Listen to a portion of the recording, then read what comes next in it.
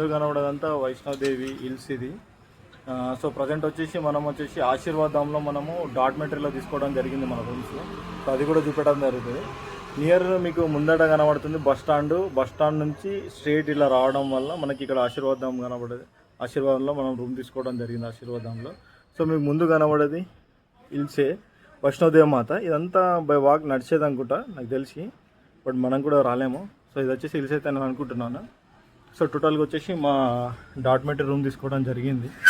150 rupees per day పడింది. ఎందుకంటే మనము మార్నింగ్ టైం ఓన్లీ టెంపుల్లోనే ఉంటాం కాబట్టి టైం 7 అవుతుంది. సో ఇది 7 o'clock వ్యూస్.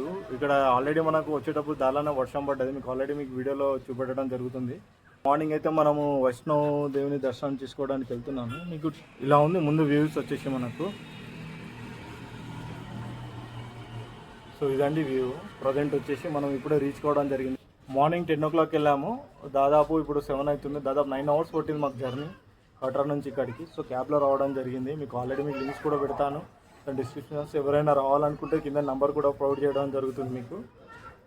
సో అతని కాంటాక్ట్ అయితే సో మాకు కూడా చాలా సేఫ్టీగా తీసుకొని రావడం జరిగింది. సో ఎక్కడ ఆగమన్నా అక్కడ ఆగుడు.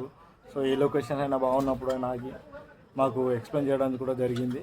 సో ఆయనతో రావడం కూడా మాకు కూడా సేఫ్ అనిపించింది. సో ఆయన బాల్టాల్ నుంచి శ్రీనగర్ డ్రాప్ చేశాడు. శ్రీనగర్ నుంచి ఇక్కడ కాట్రా వరకు ఆయననే మాట్లాడుకోవడం జరిగింది. సో మాకు కూడా రీజనబుల్గానే వచ్చాడు. సో మీకు కూడా మన నుంచి సపోర్టింగ్ ఉంటుంది నా వీడియో నుంచి. సో ఇది వచ్చేసి టోటల్గా